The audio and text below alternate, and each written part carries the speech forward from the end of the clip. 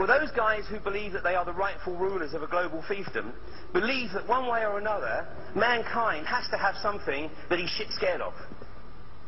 And generally that's war. But in the absence of war, they need something else. And this report looks at a number of other possibilities. But let me just read you this. Credibility, in fact, lies at the heart of the problem of developing a political substitute for war. The most ambitious and unrealistic space project cannot of itself generate a believable external menace. It has been hotly argued that such a menace would offer the last best hope of peace. That's the threat of an alien invasion they're talking about here. By uniting mankind against the danger of destruction by creatures from other planets from outer space. They go on. Nevertheless, an effective political substitute for war would require alternate enemies, some of which might seem equally far-fetched in the context of the current war system. It may be, for instance, that gross pollution of the environment can eventually replace the possibility of mass destruction by nuclear weapons as the principal apparent threat to the survival of the species. Poisoning of the air and of the principal sources of food and the water supply is already well advanced. 1967. And at first glance would seem promising in this respect. It constitutes a threat that can be dealt with only through social organisation and political power. But from present indications, it will be a generation to a generation and a half before environmental pollution, however severe, will be sufficiently menacing on a global scale to offer a possible political basis for solution.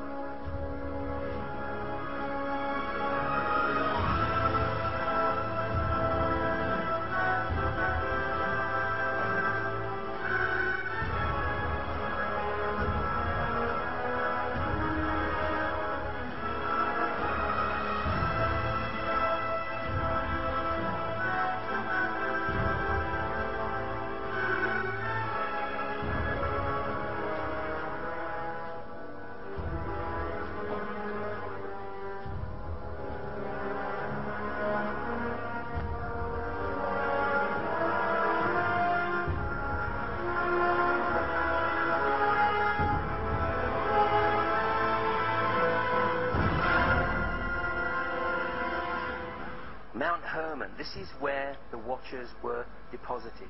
Now, Mount Herman sits at a very, very interesting location on this planet. It actually sits at 33.53 degrees north of the equator and 33.53 degrees east of the 0 degree meridian. Now, when you go to Google Video, check this out, you'll find that that actually isn't correct. Because you have to take into account the adjustment that the 0 degree meridian was moved in 1886 from Paris to London.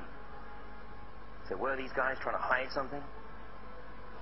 But when you make the adjustment for that move from Paris, it was called the Rose Line, Roslin, the Rose Line, to London, you come up with 33.53 degrees. Now this is a very, very interesting, and of course there is absolutely a connect between the 33 degrees and the 33 degrees in Freemasonry and the mystery schools.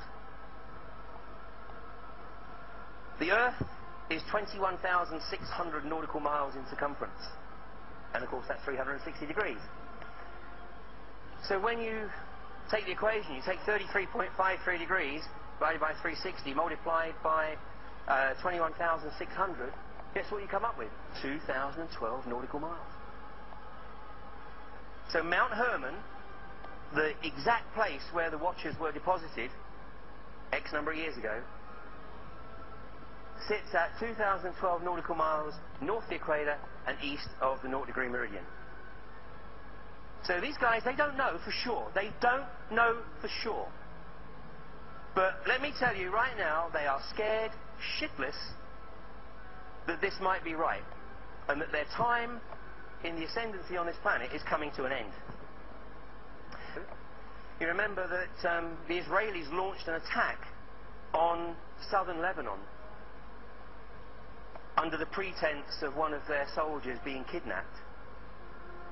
Well, I knew what was going to happen. I knew exactly. I mean, it was so predictable for me. They were going to take the land up to the Litani River and make sure they effectively controlled all the area around Mount Hermon, which today is controlled by the UN.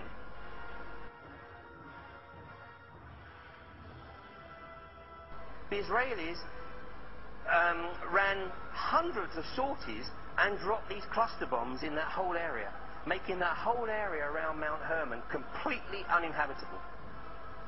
Because if anybody obviously drives over these or walks over these little bomblets, I mean, you lose a limb.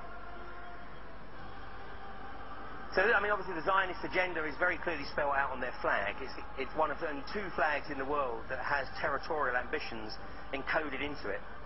The other one is Southern Ireland, by the way. But the Israeli flag, you have the Star of David, which is the Zionist symbol. It's not a symbol of Judaism. It's the Zionist symbol. And the 2 blue stripes above and below represent the 2 rivers, the Euphrates and the Nile. The determination of the Zionists to re-establish Greater Israel. But of course there's a few other people who have something to say about that.